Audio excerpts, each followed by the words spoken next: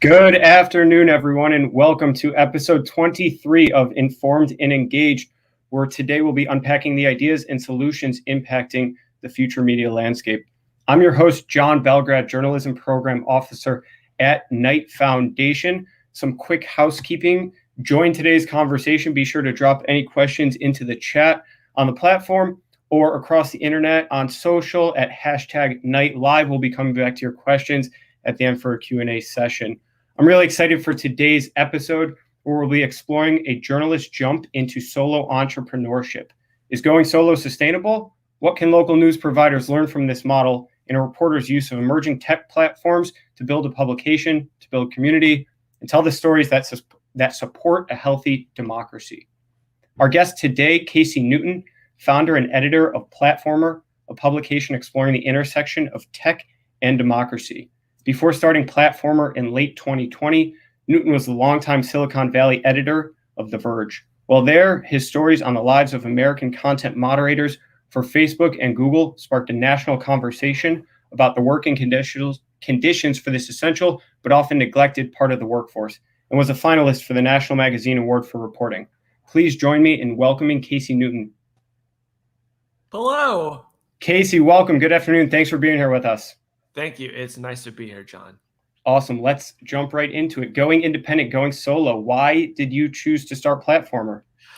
Yeah, I mean, there's like a short answer to that. Like I can sort of tell an answer to that story at any length, but I mean, it was a few different things. One, and I know you know a lot about local journalism. I'd been a reporter for almost 20 years at that point, and my career had been marked by so much turbulence and uncertainty. I was a newspaper reporter that saw newspapers get disrupted by the web.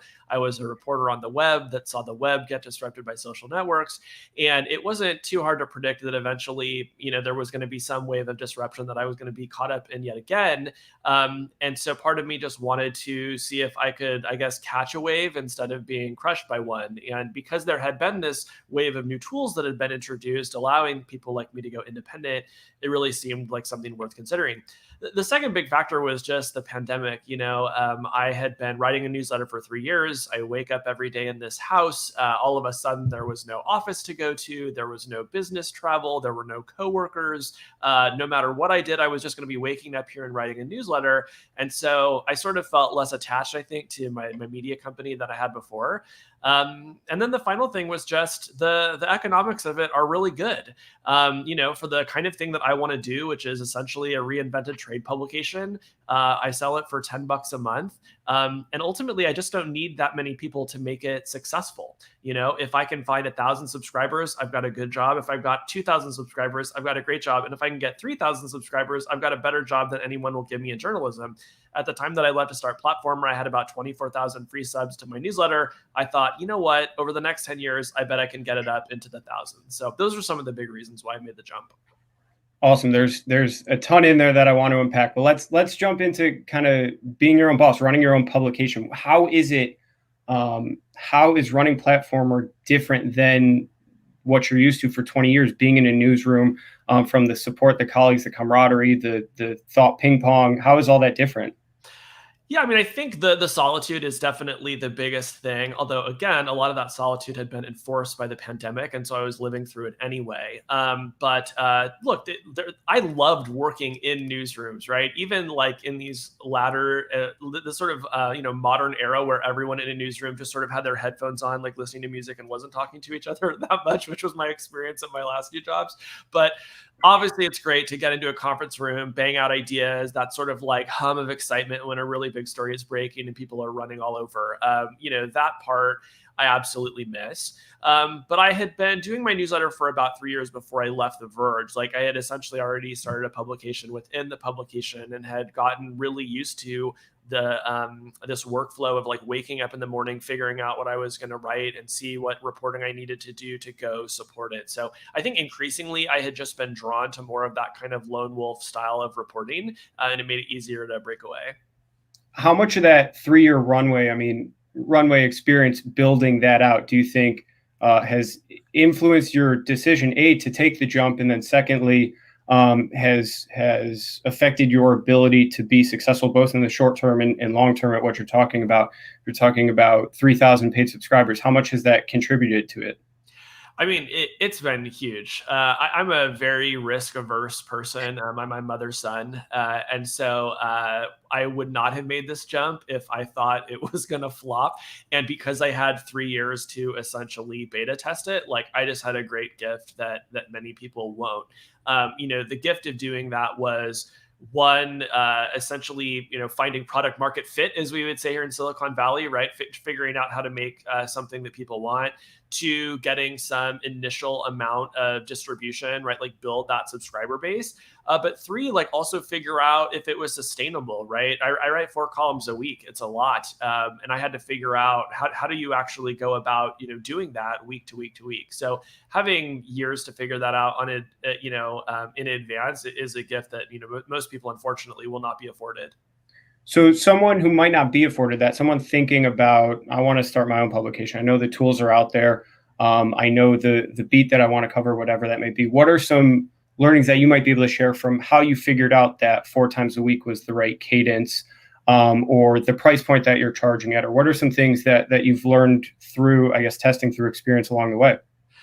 Yeah, I mean, I think the number one is identifying the right niche. Most mass media right now goes really broad and shallow, and that's due to the incentives of the ad-supported web, right? When you're writing for the ad-supported web, you're incentivized to take as many swings as possible and answer what time the Super Bowl is as many times a day as you can in hopes that it's going to generate some massive amount of traffic.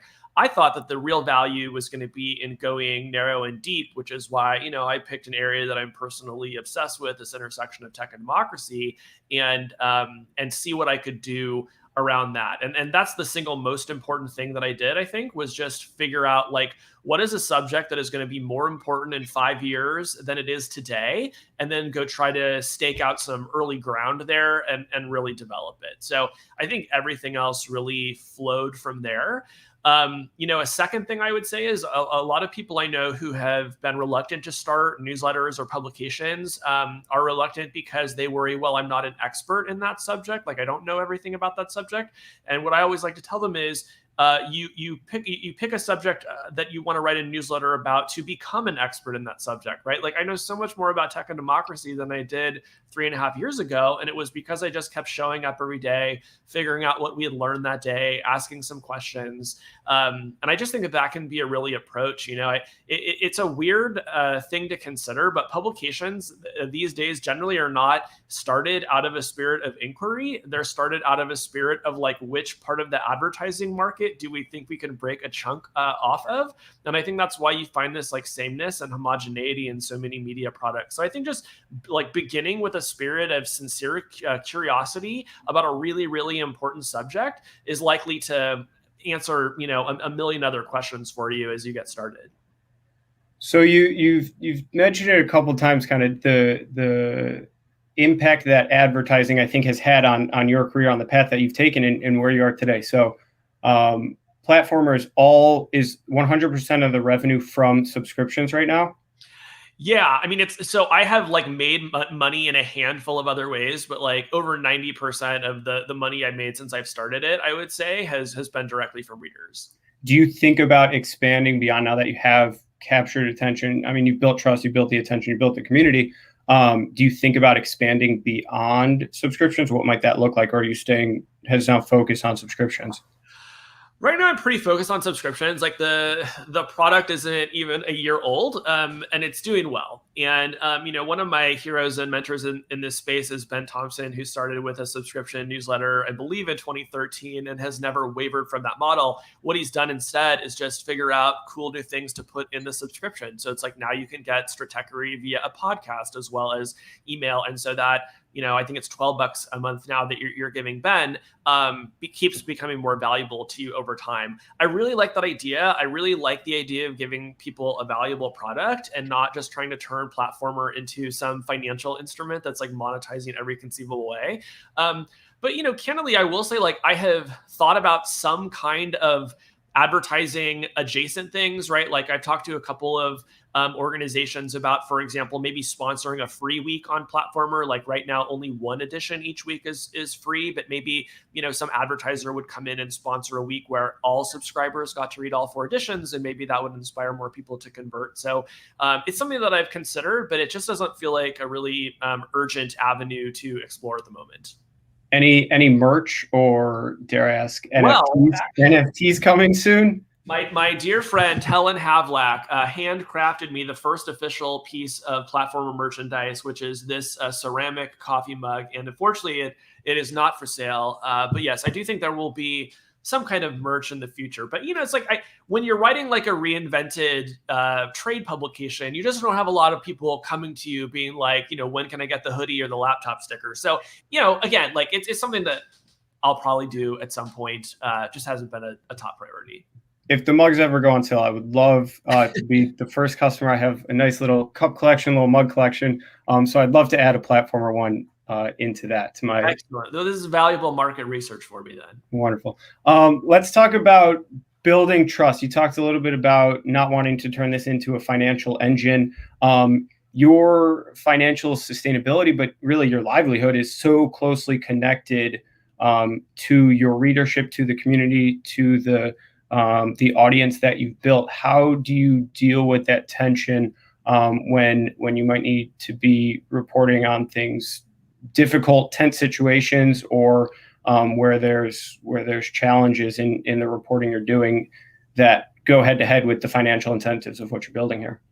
Yeah, it's a really good question, right? It's like, how do you avoid getting captured by the people who are paying your bills? I think every journalist faces a version of this question, right? Like when I worked at newspapers, the question was like, how do you avoid pissing off all the publishers' friends at the country club, And then, when you work for digital web properties, sometimes it's the advertisers that are super mad at you, right, for some story that you write.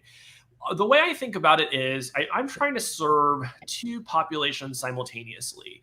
There is a group of tech executives and tech workers who pay to subscribe to Platformer.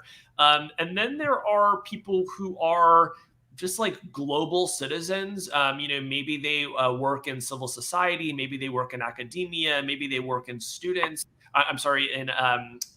Maybe they are students.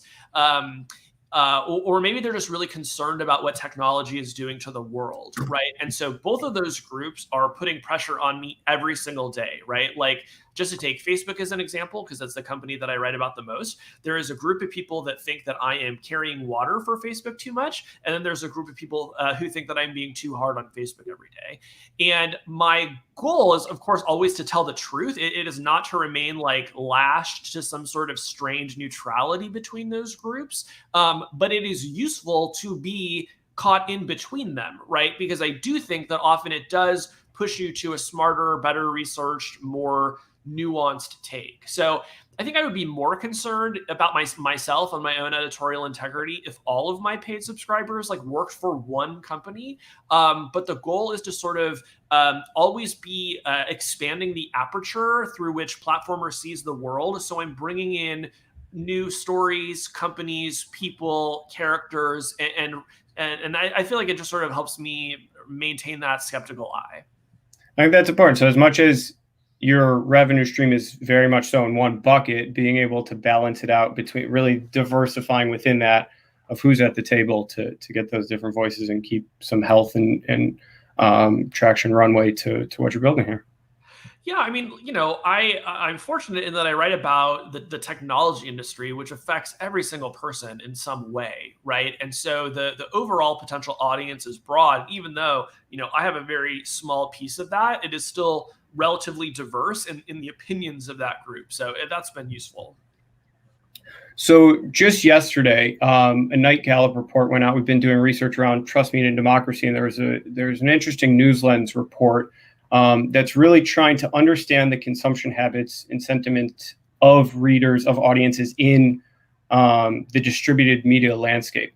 And one thing that they found is outlets, brands play an outsized role in shaping judgments about the quality of the news. So how are you thinking about that in approaching Platformer as a brand? Is Casey Newton the brand? Is Platformer the brand? And how is that different from a year ago when you were at The Verge and had the whole newsroom and the brand there? Yeah, I mean, I feel like I have a sense that I have earned more trust by going independent, at least with some of the sources that I talk with, some of the CEOs. And while I haven't dug deep into why that is, I've thought a lot about the headline issue, right? Like whenever I used to work in newsrooms, inevitably you'd write some nuanced piece, the editor would slap a very spicy headline on it, the sources would call and they would say, how could you say that? And I would say, well, it wasn't me, it was the editor. And even if that is true, and it usually is, that's the sort of thing that undermines trust, right? And it means that the next time that company or that source wants to go to you, they're going to think twice, because they're going to think, well, I may know Casey, but I don't really know who all I'm dealing with over there. With Platformer, it's different, right? Like, that it's just me that you're dealing with. So if you trust me, you're going to trust Platformer. And I do think that has a trust building effect. I also have a page that I put up for Platformer in an effort to build trust that lays out a bunch of things, my ethics policy, obviously, but also like, here are the questions that I'm trying to answer in this newsletter. Here is basically how I see the world. Here's how I go about my reporting and where I gather information from. Here's like when I will use anonymous sources. And it sort of just goes on down the list. And I just try to be as open as possible with people about how I do my work. And the hope is then that when they read me, they'll think like, okay, well, like I know what I'm getting with this person. That's not my original idea, by the way. That's a Jay Rosen idea. I think it's brilliant. I think every reporter should do it. But I found it very helpful in building up that kind of trust. That's one thing I immediately appreciated of the newsletter. It was probably as soon as I subscribed, before I was even a paying subscriber, just the first email is front and center. Here's my ethics policy. Here's what you're getting. And I thought that was great to get a sense of that. So kind of in that vein, where objectiveness and fairness and trustworthiness is so just hot topics across media, across journalism, are there some other things that you need to do to continue to maintain that? Or is it just once you put that ethics policy out first, it's the first email somebody sees when they engage with you. Right. Then beyond that, you have the daily, 4 times a week, a relationship, a chance to kind of build that beyond with them. Are there things beyond that you're leveraging or working with to build that relationship, build that trust? Yeah, I mean, one of my favorite sections that I publish in the newsletter is called Pushback, and it's just people telling me that I was wrong about things. So like the virtue of having an audience that is really smart is that they're happy to kind of come in and tell you some obvious thing that you missed. And so I would say probably on average of like twice a week, or, particularly when I write something that like really lands with people, right, it tends to generate more responses. And I will always put that in. And, I've talked with people who will tell me like they don't even read the links at the bottom of the newsletter, but they always read the pushback section because I think, it is frankly a novelty, weirdly, to find any kind of reporter engaging in good faith with their critics, right? Like publications used to have letters to the editors section, which I loved. Like I read them obsessively. They were so fun. And now it's a very rare thing, right? Everything has just become like a comment section, which is usually a cesspool. So I think like a sort of dedicated section of your newsletter where you just let critics sound off and, and not kind of over rotate on, getting defensive about, whatever you've been caught making a mistake about can be super helpful.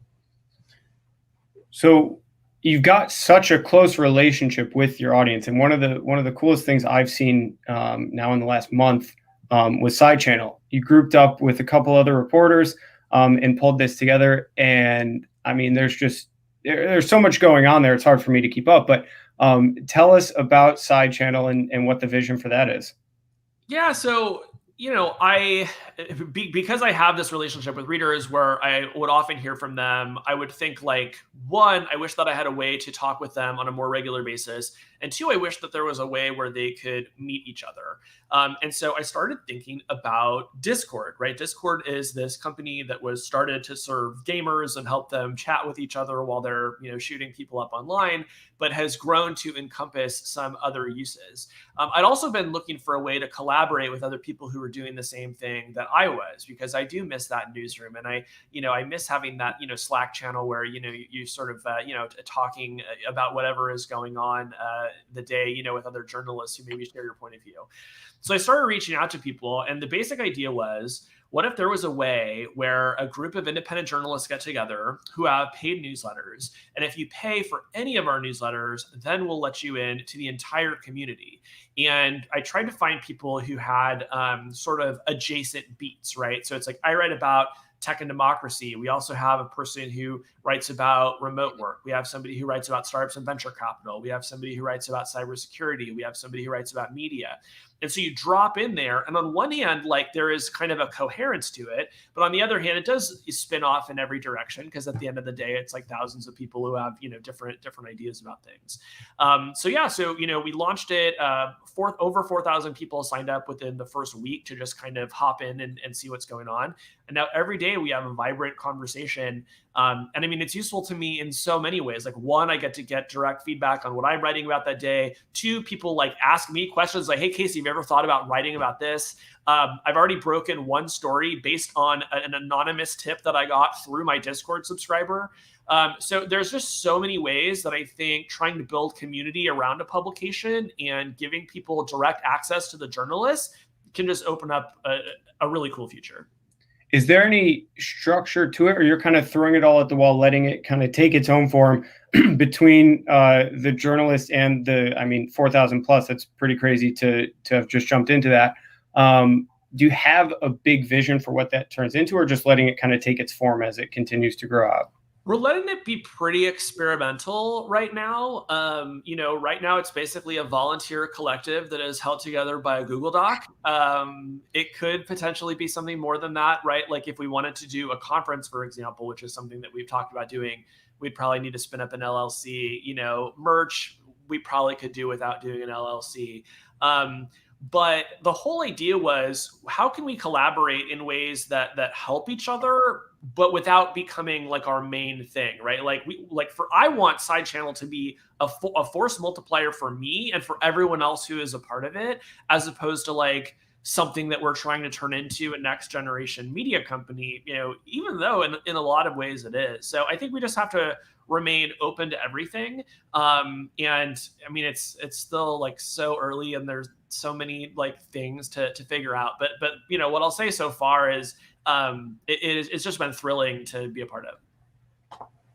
Jumping a little bit to your beat, to what you're covering, the platforms, but really trying to pull lessons from what can local learn from what you're doing.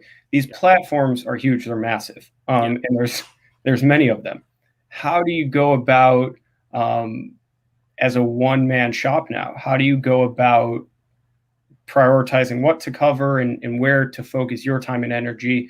And again, thinking through that from the lens of local, what can local reporters learn about covering local government, which is also a huge entity in its own right?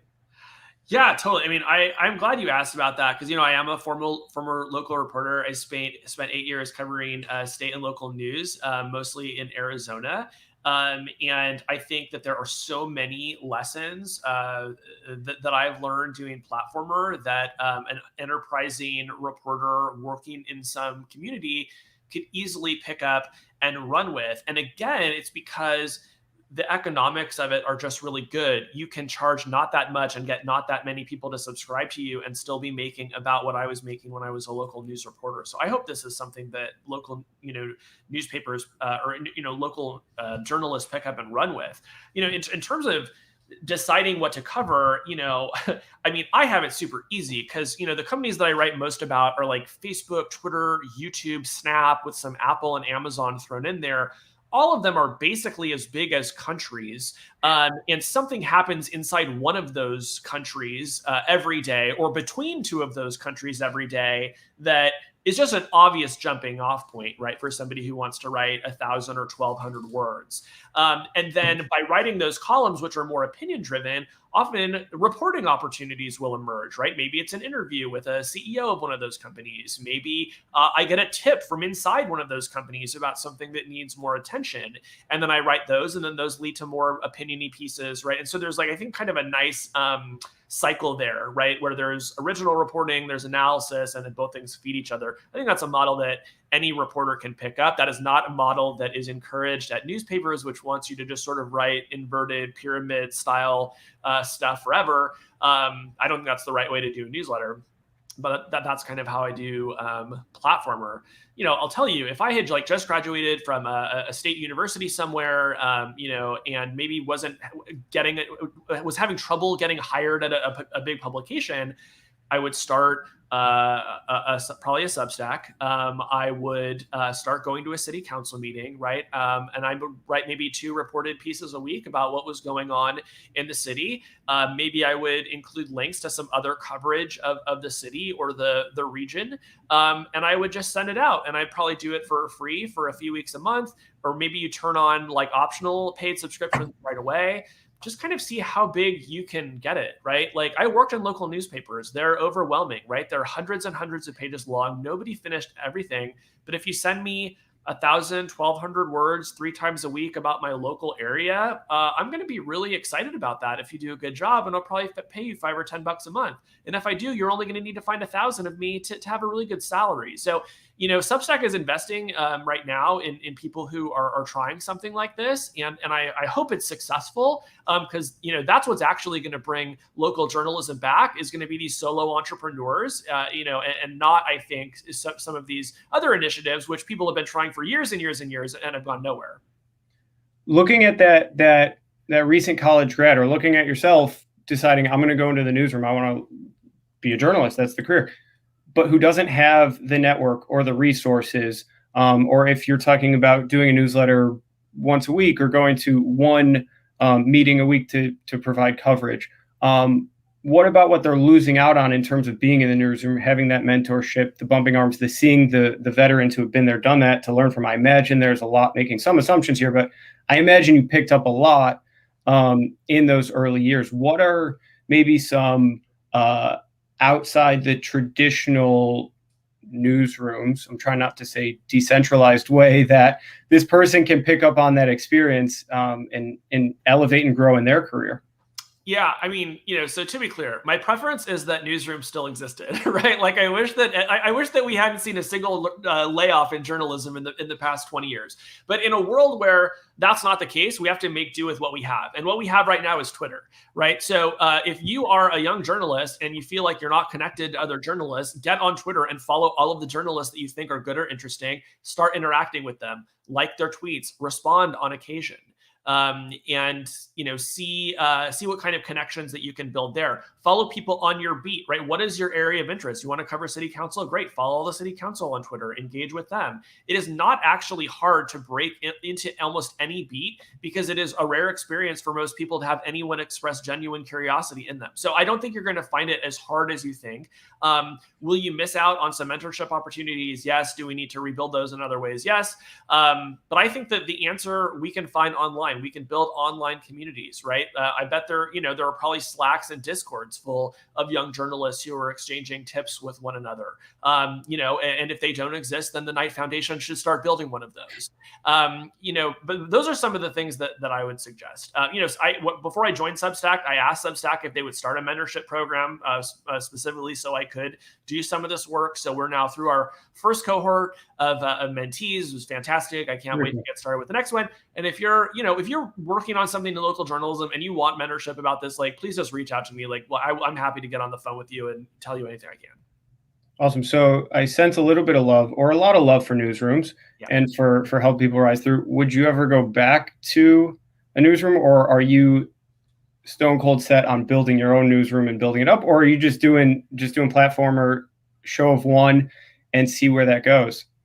So I think I'm eight months, I'm about 8 months in a platformer. So it'd probably be weird if right now I was I can't wait to get back to a newsroom, right? I sort of feel like I've just started to stretch my wings here and see what I could do. But look, life is long. Lots of things can happen. Who knows? But what I'll say is, a big reason that I started Platformer was I wanted control of my own destiny. I did not want a venture capital firm or a private equity firm or, a telecom that had bought my company to come in and say, we don't have a job for you anymore because the ad market turned sour. So, my main goal is to put myself in a position where what I'm doing is truly sustainable and that I cannot lose my job. And right now, I do not see a more sustainable path in journalism than being supported by your readers. So jumping into Q&A now, we got a big question for you. But I think it's in line with your work. So I think I'd love to give it to you, see where you're at. Could you speak more about the relationship between big tech and democracy? Is it helping or harming the future of local news? It's definitely harming the future of local news, right? Because local news is advertising supported. And for every new dollar that is spent on advertising online, 90% of it goes to either Facebook or Google. So every website that you're reading that has ads on it is fighting for those 10 cents on a dollar, which has led to a million bad incentives, starting with every website becoming a version of every other website, right? This is why every website now tells you what time the Super Bowl is, because that's their best chance to get 1 cent out of that 10 cents that is the only thing available to them. So it's been really, really harmful in that sense. And, Google and Facebook in particular are now coming back around and they are trying to fund some journalism efforts. They send me endless emails about the Google Facebook initiative or, the Google News initiative and the Facebook News initiative.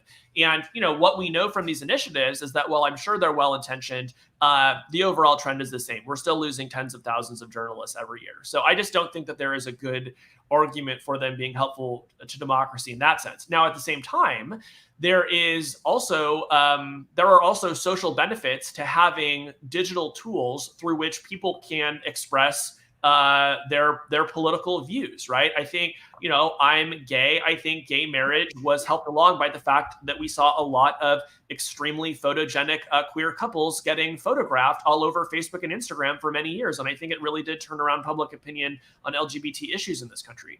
I think more recently, the Me Too movement, the Black Lives Matter movement, those were aided enormously by the existence of social media. So, was that a pro-democratic force? I would argue that in some ways that it is. What everybody always wants is like, okay, but on net, is it good or bad? And I just think it's impossible to develop a satisfactory weighing mechanism for those sorts of things. I think you just sort of have to break out individual pieces and consider them one at a time.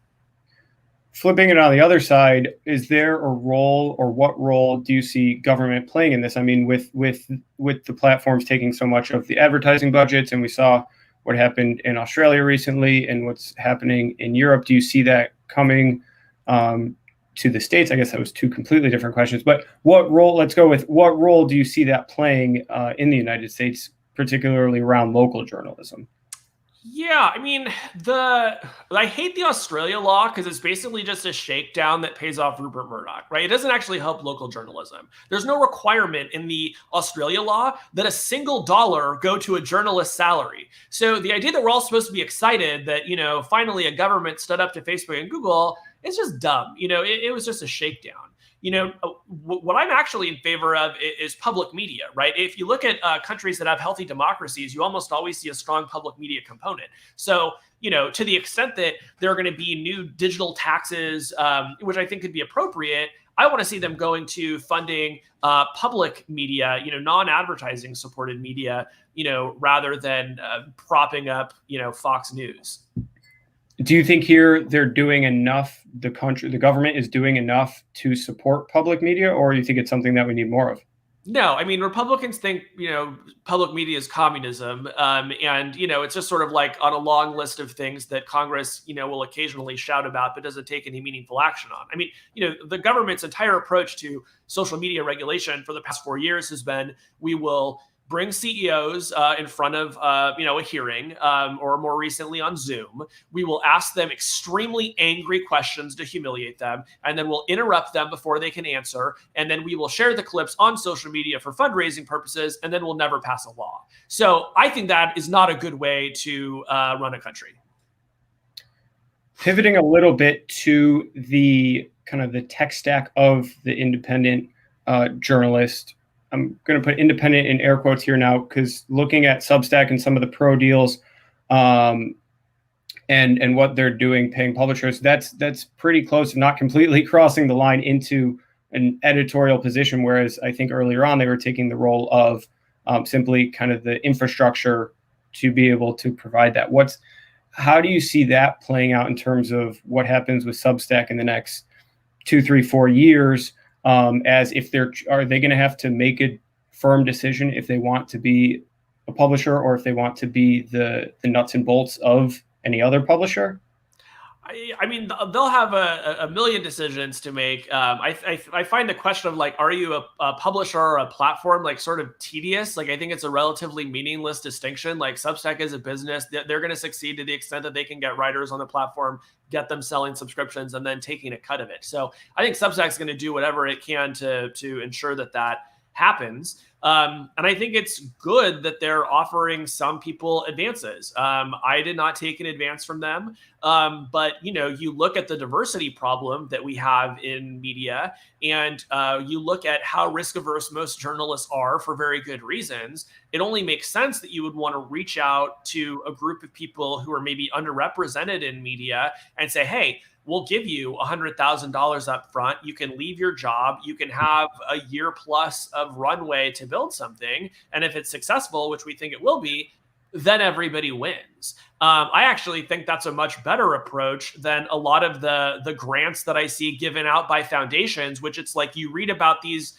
new local initiatives one time on the press release when they're announced, and then you never hear about them again, right? Like, I think Substack is actually trying to find people that it thinks is going to succeed, and then sets them up where they can. But then ultimately, it's only going to keep working if they can find an audience. I think that's a much more sustainable model than a lot of what we see out there.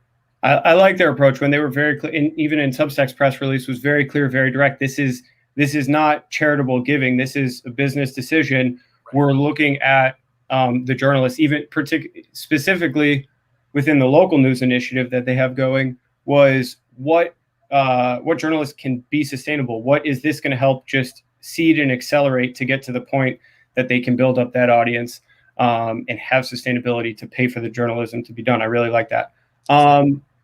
Thinking from the corporate media perspective, does the power of corporate media pose a serious threat to our democracy? Is it too late to rectify the damage that's already been done? I mean, it sounds like this person has a very strong opinion about what corporate media is doing to democracy. I mean, do I think Fox News is a threat to democracy? Yes. I mean, you have millions of people who are having their brains poisoned every night by people telling them that, a wave of people who don't look like them are setting out to replace them.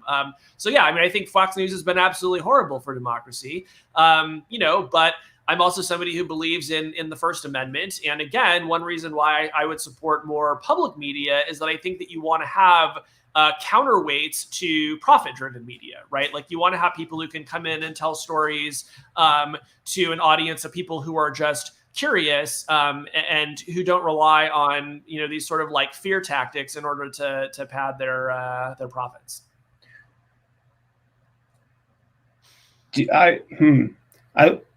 I'm thinking to the counterweight of that, and on the public media side, and then also what we see a lot of where that opportunity to build trust is at that local level and showing up and doing the kind of shoe leather reporting. I think that's a great opportunity as well. So I'm really excited by kind of your ideas that the independent, the solo journalist can make it sustainably at the local level. What other advice might you give somebody considering going into that, and knowing now also in this landscape, more and more journalists losing their jobs who might say, hey, this is the best opportunity. I can start making some money and support myself well reporting on the news. What are some tips and advice you might give that person? Yeah, I mean, one thing I would say is just you don't have to go all in on this, right? Like my recommendation to every single journalist is to have an email list that you are collecting subscriptions to over time. You do not even have to send out a newsletter once a month if you don't want, but find friends, find sources, Find industry people who care about what you're doing, gather their email addresses, and then just email them on a semi-regular basis and say, here is what I've been working on. Because that is going to be such a powerful tool that you have in your pocket. As reporters, I think we over rely on Twitter. We think too much about our Twitter followers. Twitter followers are great, but they can only be used for a handful of things. An email address is an incredibly powerful thing. And if you're a journalist, you should go ahead and start collecting it. And one reason is, let's say you do get laid off from your job, and let's say you have 500 email subscribers, then you can take those emails to a place like Substack or somewhere else, and you can start a newsletter. Maybe you send it out once or twice a week now instead of once every 2 months.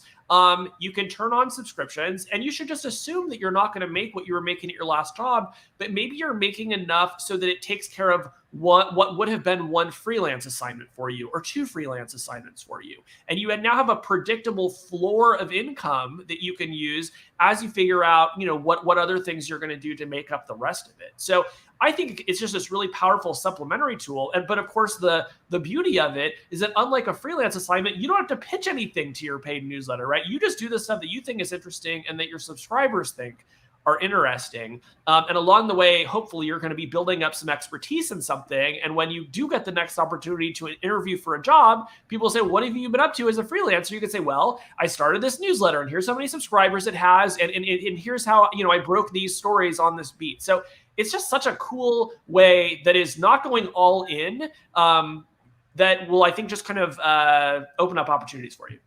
What are some other things that person should be thinking about beyond, so email being the, I think, top tool in your toolbox, it sounds like, not over relying on Twitter. What are some other things from editorial support or legal support or other things that they may be used to that are going to be completely new for them on a world on their own? Yeah, there's a place where I don't have great answers, right? Like I'm currently writing mostly without an editor. I am a contributing editor at The Verge still. And so my old editor there does still edit some of my pieces. So that's a very helpful resource that I have that, others might not. Legal stuff. Substack has a program where, we basically have like an agreement, that if I get sued by a contentious billionaire, that they'll step in to protect me. That's also something that, most freelancers wouldn't have. So, I think like I respect the question, and yet like I will say that I find that journalists have actually become so risk averse here that they actually fail to see the opportunity. Like, I sort of hear this undercurrent in your questions of like, just give me enough reasons why I shouldn't do this so that I can just kind of go back to my job and not think about this anymore. And I think that we should spend more time thinking about what the real opportunity here is. There are tens of thousands of people who are already paying for newsletters. I think there are going to be more of them in 5 years than they are today. And they could be subscribing to your newsletter. And if they do, you're going to have so much more of a sustainable job than you do right now. So yes, there are things to be figured out. But man, if you can nail this thing, not even in a big way, there's just going to be so much more opportunity for you than where you are now. Great. So I think we're getting close on time here. Is there one thing you wish you knew when you started that would have made it even easier to ramp up, or that might have encouraged you to start even sooner? What would have encouraged me to start? I don't know if anything necessarily would have encouraged me to start sooner. I'd been thinking about it for a while and just kind of needed, I think, to like gather my courage to go through it. The main thing I would just say is when you become an entrepreneur, you're just constantly filling out forms. Every day, somebody's emailing you a new form, and then you have to sign it. You have to figure out how you're going to sign a PDF, and then the form gets sent back to you because you filled out a box wrong. And so you have to build in time into your week just to fill out forms. So that's probably my least favorite part of being an entrepreneur, and something I'd have on your radar as you make this switch. Well, if I may make the flip to a little positive side, what's the best part about being an entrepreneur? Making more money than I used to.